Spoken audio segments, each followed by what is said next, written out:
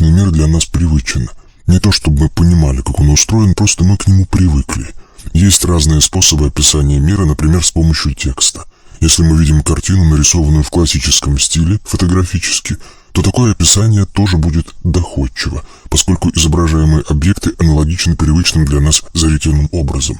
Если рассматривать математику или, например, музыку в качестве способа описания мира, то это описание не будет очевидным для всех. Также и некоторые виды живописи или, скажем, стихи дают не всегда понятную картину мира. Можно сказать, что картина мира формируется исходя из возможностей наших органов чувств. Мы воспринимаем мир примерно одинаково, и это формирует привычную для нас картину. Однако есть отклонения, связанные с некорректной работой органов чувств. Например, взять людей со слабым зрением или слухом. Слабая работа одного органа чувств у них компенсируется большей чувствительностью другого. Например, для этих людей большее значение имеют запахи или тактильные ощущения. То есть, если взять таких людей и людей с обычным восприятием, то одно и то же место они воспримут по-разному. Когда два человека смотрят на один и тот же объект, они могут воспринимать его каждый по-своему. Можно представить, что если у какой-то группы людей есть некий особый орган восприятия, то и мир они будут воспринимать совсем по-другому, не так, как остальные. Мы говорим о том, что у магов есть некий особый орган восприятия мира, которого нет у обычных людей. Этот орган мы назовем магическим видением или третьим глазом. Что именно видят маги с помощью своего дополнительного органа чувств? Прежде всего ауру. Это собственное излучение объектов в широком диапазоне частот. Сюда входит низкочастотное излучение эфирного тела, излучение в средней полосе частот астрального тела и высокочастотное излучение ментального тела. Далее маги видят чакры. 7 ярких энергетических точек на теле, соответствующих цветам спектра. Затем маги видят энергетические светящиеся коконы, имеющие разный объем у людей разных каст. Кроме того, на поверхности кокона живых объектов находится блестящий объект, который называют точкой сборки. Этот объект перемещается по поверхности кокона. Далее маги видят светящиеся каналы, связывающие людей между собой. Кроме того, вокруг живых существ находится множество светящихся объектов, представляющих собой различные структуры тонких планов. Здесь можно увидеть энергетических паразитов, порчи и проклятия, а также энергетические следы различных болезней.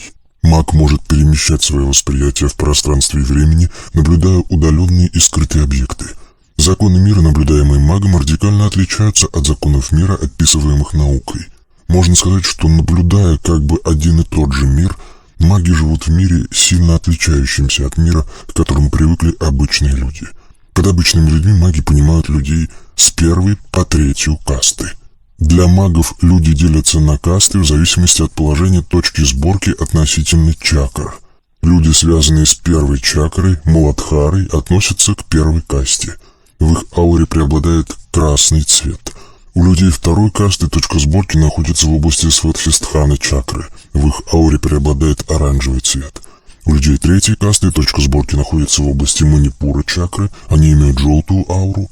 Аура магов 4 касты имеет цвета от зеленого, 1 уровень, до фиолетового, 4 уровень.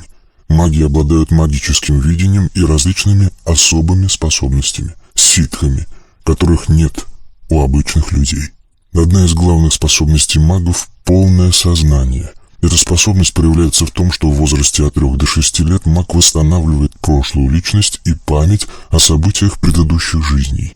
Если обычные люди ничего не помнят и каждую новую жизнь начинают с чистого листа, то маги накапливают и суммируют опыт, полученный во всех предыдущих воплощениях. Таким образом, в отличие от смертных, теряющих все после каждой смерти, маги могут сохранять не только накопленные знания и опыт, но и оставлять накопленные материальные ценности на предъявителя, помнящего особый пароль, или место, где зарыт клад. Маги могут планировать какие-то свои действия, последствия которых выходят за пределы сроков жизни обычного человека. Маги знают, что личность перерождается много раз, переходя из касты в касту, пока не достигнет уровня мага, обладающего бессмертием. Начиная с этого момента, маг сам выбирает время и место следующего рождения и сохраняет все воспоминания в копилку опыта и знаний, накопленных в предыдущих воплощениях.